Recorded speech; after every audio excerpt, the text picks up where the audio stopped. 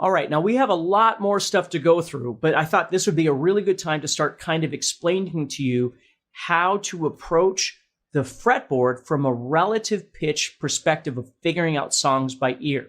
Now we're going to learn about scales and we're going to talk about logic and all these sorts of things. But when I first started learning how to play songs by ear, I didn't understand anything about the major scale and, all of these different things. Basically, I lived in the power chord world and I just tried to figure out things by power chord. And I'll tell you why that initially was a benefit for me. If you're trying to figure out a song, let's just say you're trying to figure out a song by Iron Maiden or Nirvana or whoever it might be. Again, I would avoid Dream Theater or, complex Rush songs or something like that to begin with. If you've never done this before, start with something easy like a Ramones tune, right? That is really straightforward. Or a Tom Petty tune or something like that has got, it isn't way too fast. There aren't 385 different chords. It's pretty straightforward. Okay.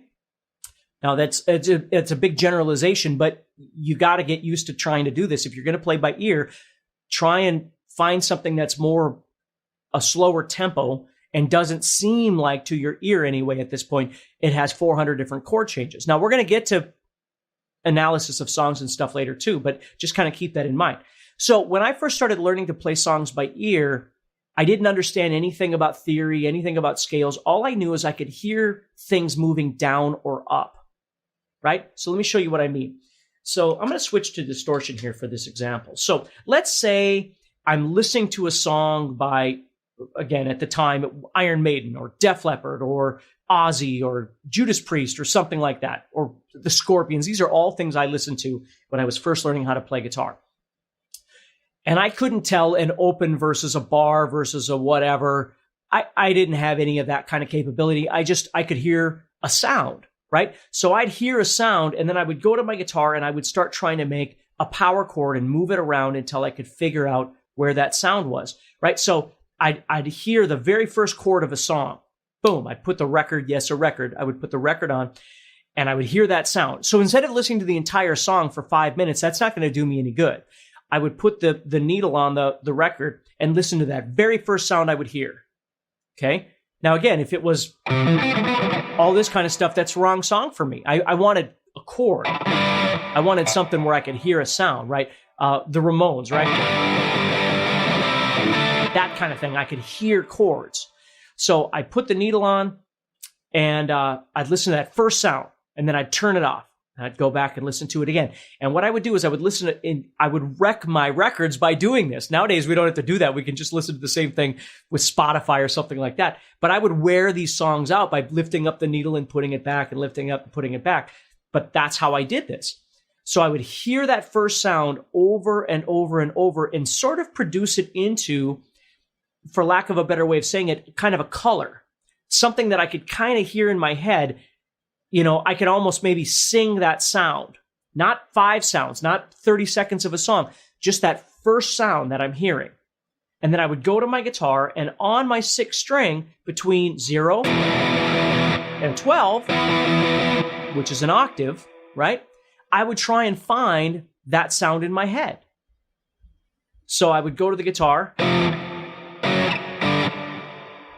Maybe I'd have to play it again.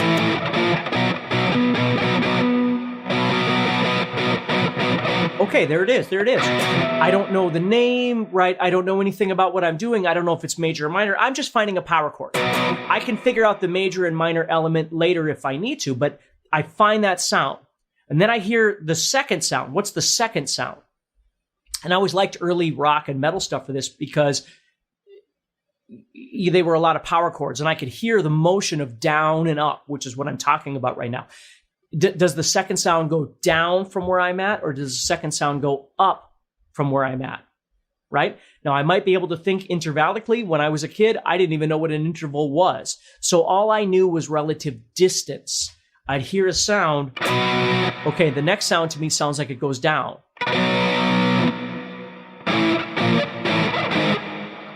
And again, I wouldn't just jot. I would listen to that sound over and over and over until I developed, yeah, it is going down. And does it sound like it's really close by, or does it sound like it's further away down, right? because again, intervals didn't make any sense to me. I didn't know what they were anyway. So I'm listening for distance, and I'm listening. It goes down. It sounds like in my head it's going down. And I always call it digging deep, but I could take, when I was listening to a song, I could scratch out any of the vocals. I could scratch out what the bass was doing. I could just center my attention to that guitar part and just listen to that. And I still can. Like, I teach people all the time to try and learn to do that. Don't get distracted by lyrics. Don't be singing along, right? Try and go deep into the song and listen to that sound that you're trying to find. And don't try and listen to a minute and a half of the song, because it's too much, right? Just find that thing. And then after a while, maybe you can listen to a little bit more at the same time. But when you first start, just trying to listen to that first sound. So I would have this, okay, and I would play one, here the song starts, and I would check it. Yep, that works. Okay, what's the second sound? Sounds like it's going down. But it doesn't sound like it's very close by. It sounds like it's a little ways away. Nope. That might be right. So then I put the needle back on. Yeah, that works. Okay, so I'd listen to the next sound over and over and over. That one sounds like it's coming back up a little bit, but it's not really far away.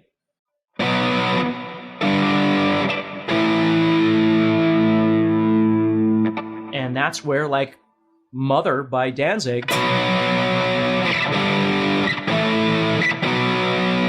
Now, back in the day, it wasn't about major or minor. It wasn't about, whether I'm playing it the right way to the tab or some video on YouTube, because that didn't even exist. It was what I was hearing. So I was matching what I'm hearing and what I'm knowledgeable of, right? I can't play what I don't know. I mean, if I'm primarily a power chord player, that's what I know, right? So I'm listening for distances and I'm figuring that out. And that's how I'd figure out songs. Now, if the distances were even further away, then that's where I had 6th string and 5th string power chords, right? You think of like Rock You Like a Hurricane, for instance, which would be a great one for you to do by ear if you don't watch what I'm going to do right now. But that one by the Scorpions, because I could listen to it and hear that first sound and go, okay, well, my 6th string, that sounds too low, because I can hear ba-da-da, I can hear this higher sound. So I'd go to my 5th string and do the same thing. That was it. And after a while, I got used to a lot of these bands would always play 3, 5, and 7 more than they'd play, 2, 4, and 6 or something like that.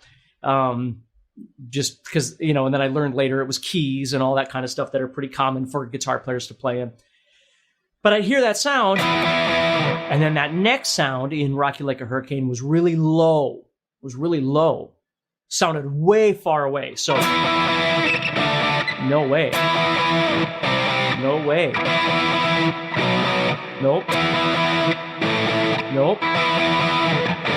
Yeah. So you see, I'd start using even my visualization of like whole steps, because a lot of the 80s metal that I listened to, 70s and 80s metal, used a lot of whole step stuff. Not, again, it's just a generalization, but that's what life is trying to figure out generalizations. Peanut butter goes pretty good with jelly. You know what I mean? Doesn't mean it's always that way, but you just got to try things and figure out what works. So those whole steps really were huge for me, even though I didn't understand what I was doing, and we are going to learn that next. But using that visualization of being able to move around really helped me, and then having a relative sense of distance, which is an interval.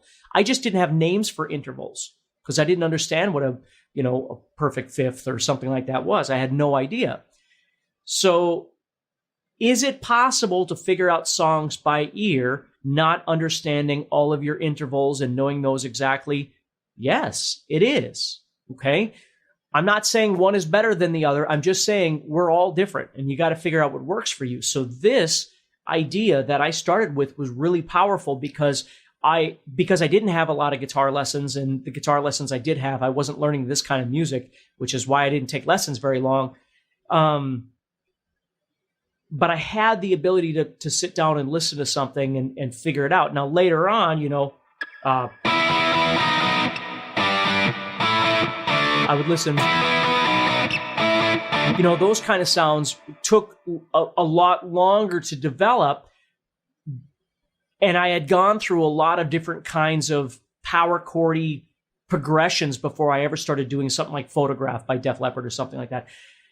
Because that was a different way of looking at the guitar that I wasn't comfortable with. It started with power chords. So my suggestion to you is try and find some bands that you like, or at least you can tolerate, that use more of this power chordy thing to try and figure it out. Now, let's look at the other side of that. Let's go to open chords. I'm going to go back to clean here. G and D and C. And maybe that's more the kind of thing you're into. You like more open chords. You like the sound of G, C, and D and all that sort of thing.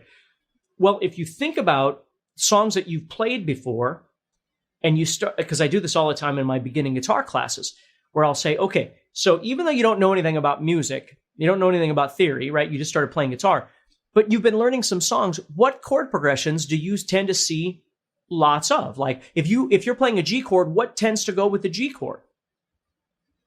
And most people say, well, C, right? C tends to go with G, or D tends to go with G, which again, we're going to learn about in just a minute. But you're right. G, C, and D go together a lot. We see it all the time. You know, all these kinds of songs, you know, those three chords are like butter. They go together really great, okay? Even though we don't know why, we know that they go together. So if I'm trying to figure out a song by ear and I figure out that the main chord is G, or the main chord is C, or the main chord is D, I might, without any knowledge of logic, try a G or a C as the next chord, or a D, depending on which one was my first chord. Now, again, when it comes to those kind of chord progressions, I tend to try and listen. And again, we're going to get to this in just a little bit. Sorry, I keep saying that, but it is true. As I'm listening to a song, do I hear a collection of 3 or 4 chords or 2 chords or something that are doing something repetitively, right? So I hear it over and over and over for a minute or 40 seconds or something like that. And if I do, can I kind of compile all those together in my head and make a motion of sound, like G up to C sounds like it's raising a little bit, right? C to D sounds like it's raising again. In my head anyway, and D to G sounds like it's dropping back down. But I can hear those chords, even though I might not define a G chord or a C chord. If I'm listening to a song, I don't have perfect pitch, but I can hear a sound that would remind me of G going to C or G going to D, that sort of thing. And so my point is that you get used to thinking, use your history and go, well, if I was playing a G chord, what would I expect to hear, right? Now, again, if you don't know the song well enough and you're just trying to play different chords and the song's playing and you're just trying different things, it's really almost impossible to make an organization, because the song is happening in real time and you're just trying everything under the sun while the song's playing. What you have to do is you have to just listen to a little bit of the song and stop. And then listen to that same thing again and stop. Maybe it's 1 chord, maybe it's 2 chords, maybe it's 3 chords, right? This goes for power chords as well. You can only take as much as you can handle and then shut it off and then go to your guitar and go, well, what's the first sound I'm hearing? And once I've developed what that first sound is, okay, now I've got a starting point. I've got a starting block I can work from. What's the second sound? Is it going up? Is it going down? What's happening there? And it takes a while to develop this, but those are 2 kind of different ways of approaching learning songs by ear without a lot of knowledge, is learning to hear things moving across the guitar this way or hearing things down in here. Now, it is possible to convert them, right? I might figure out something here moving this way and then convert it into something with open chords and bar chords and whatever I might be using, or vice versa. I might figure out something down here and go, oh, that first chord is a D, but I can't figure out the second one, so I'm going to move up to D power chord. Don't worry about major or minor at this point. And that second sound is going down or it's going up. Well, how far down? And I might figure it out here and then leave it there. Or I might send it back over to open chords. Like I can use them back and forth to kind of help me figure it out. But the big trick is if you can't hear the major and minor isms of your chord or your chord progression, you can always convert it into power chords on the 6th string, even between 0 and 12, and kind of try and figure out the motion of what you're doing. And then once you've kind of figured it out, you could go, okay, Let's send that back over into open chords if I choose to. And is it major or is it minor? What's going on here, right? Or maybe you make them into bar chords. I mean, there's lots of options for this. So again, this is why the best thing that you can do is, if you're really trying to learn ear training, you don't go to YouTube and figure it out or find the tabs, because you're not doing ear training anyway, right? You got to listen to something and try and really hear one of two things. Movement. Is it going down? Is it going up? Is it going down a little bit? Is it going down a lot? Is it going up a lot? Right? And then try and apply that to something that you know on your guitar. Power chords are a great way of approaching this to begin with. And then if you want to, again, maybe open chords are a better way for you. For me, it was both. I mean, if I was listening to the Eagles, in my mind, I was more apt to use open chords than I was power chords. If I was listening to Dio, right, I was more apt to use power chords than open chords. Not that they don't both use different things. Of course they do. But it just made sense in my head. The style of music told me, oh, if it's more metal, I'm probably going to use more power chords, or it makes sense in my visualization of my guitar. If it's Tom Petty, I'm probably going to try and figure it out more in the open chord forum, because that makes more sense for the style of music it is. Does it always work? No, but it's a great place to at least start and see what I can do. So this is a great opportunity for you to take a break from what you're learning right now in this course. Study your intervals a little bit, study the sounds of the major and minor chords a little bit, and maybe just grab something by Neil Young or Tom Petty or the Eagles or an 80s kind of thing, Green Day. Any kind of punk sorts of things, whether you like Green Day or not, they're great places to start because they're more simple. They're not so complex. The further you go down the complexity of a band that does a lot, or their songs are really long, or there's lots of parts or whatever, I think that's wonderful. But in ear training, to start there is a really difficult thing, and you're going to find yourself getting frustrated a lot because you're like, I'm just overwhelmed. Okay? This takes a while to develop all these things. So it's always better to start with something slower and more simple in terms of how many chords there are, how many chord progressions there are. And again, not that you know all that at this point, but as you start moving, dabbling with this stuff a little bit, you start figuring out, well, obviously Green Day is going to be a little more simple than Dream Theater, right? Or whatever the case may be. Led Zeppelin tends to have a lot of things going on in their songs. But if you really like Led Zeppelin, then find one that doesn't seem like it's a lot, just power chords, right?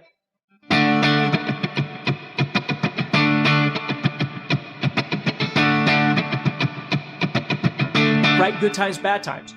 I mean, maybe you don't do the whole song, but you listen to the beginning and go, hey, I think I could figure that out. Or the beginning, A Whole Lot of Love. Oh, well, maybe I could figure that out, right? Or Communication Breakdown, whatever it might be. But if you're listening to maybe the end of Stairway to Heaven's a good one for you to look at for the solo, the da-da, da-da, da, something like that. Where the beginning, the whole, I'm not asking you to figure all that out by ear, because that's, again, maybe you will, right? I'm not being negative, but don't start there.